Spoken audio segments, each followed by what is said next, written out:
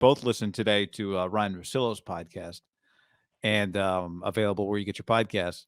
And he had Albert Breer on, and Albert Breer said this to him about the 49ers. I think it's gone a little underreported that the Niners have been 100% willing to let other teams come in and talk with Jimmy's camp about renegotiating his number. A lot of it will come down to threading the needle for Jimmy. I want to start. I want to get what I'm worth, but I understand there isn't a team out there with the cash and cap flexibility to give me what's on my contract now.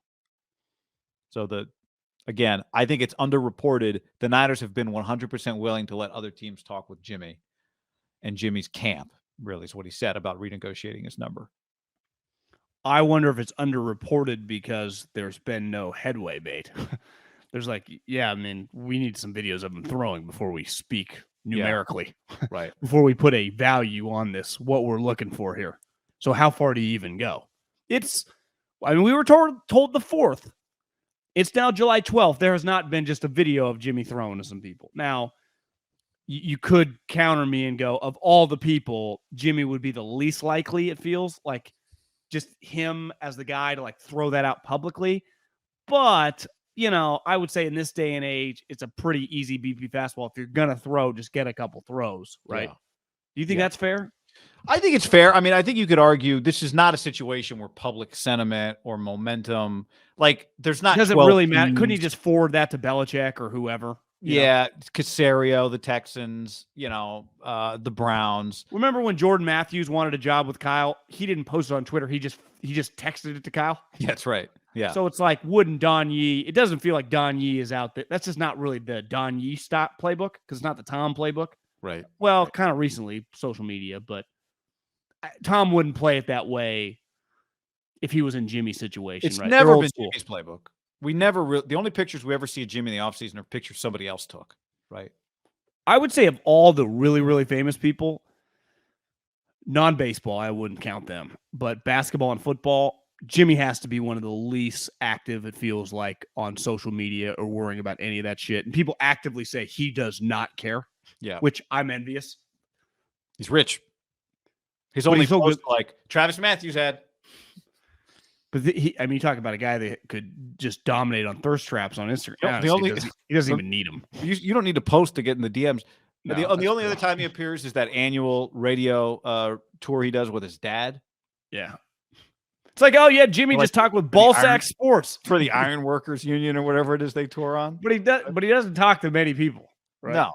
But it'll be like Jimmy was just on CNN Mad Money with his dad. What? Mad Money? It's like Jimmy in a Travis Matthews polo, and with a green screen that's just white behind him. It's on headline news. So, I mean, I also think the Browns situation with Deshaun affects his market quite a bit. But I will say, like, my first thought when I heard Albert Breer say that was when it's one thing to show up to camp when there's some potential that you'll eventually be on that team as the backup quarterback. You've been saying for a long time you don't think he shows up.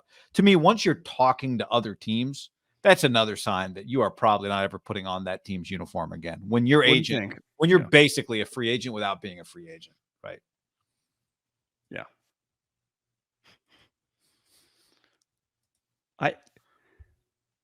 And Breer hit on this, and you and I have been talking about it. There's just a lot of variables with Jimmy.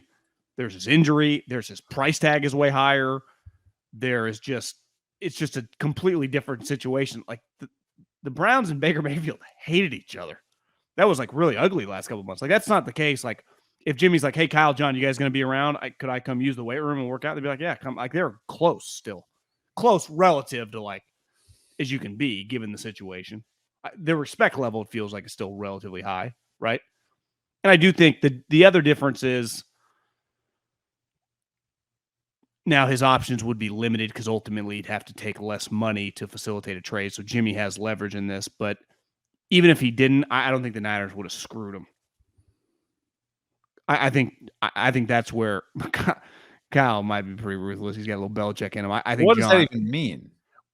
In theory, like you could just trade him to the shittiest team for like a second round pick in the perfect world, like 6 months ago, it never even existed. Yeah. I think John would have to be willing to pay him. I think John would have tried to operate like a Bob Myers and like done really right by the player. You know, I just think Kyle, and it might be unfair. Like whatever Belichick, even though the irony is Belichick actually gave him the Niners, he thought he was doing him a solid. Remember, the Cleveland Browns were pissed. He's like, I'm not trading him to you. Yeah, That was Jimmy. That was Bill Steve.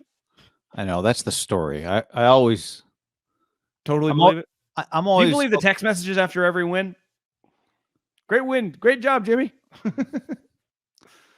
I mean, I thought maybe that came one out by a day. pretty credible person, remember? Yeah, I mean, I'm not questioning the credibility of the person so much as I question whether or not Belichick does anything when it comes to an NFL transaction. Just I'm going to send him to another team just to do everybody involved a solid. Maybe he did. I want Jimmy to succeed. I'm pretty I sure think the Browns hadn't won and the Niners had one well, win. yes, he hates the Browns, so it's more out of a twist the knife on them. And this is where I do buy it. I think if Bill was forced to get rid of Jimmy, like we think, because Tom had gone to the owner and said, this is what's happening here. And the owner said to Bill, Jimmy's got to go. And remember, Bill tried to give Jimmy like a 2-year, like $25 million contract to like not starter money, but way better than backup money. Whatever. I don't even, the number might be off. 2 years, 35 million, whatever. And Jimmy kept saying no. So he's like, he won't sign the contract. But I don't think any of it was out of just the goodness of his heart. I think, and this is, we can sympathize with thinking like this. I'm going to send him somewhere where he looks really good, and it's going to make them look really bad for forcing me to trade him, and it's going to make me look good for picking him. Like, I think that's part of it. I'm going to send him to the Niners. He's going to look good, and they're going to be like, damn, Bill was right. I think that's agree. what it was.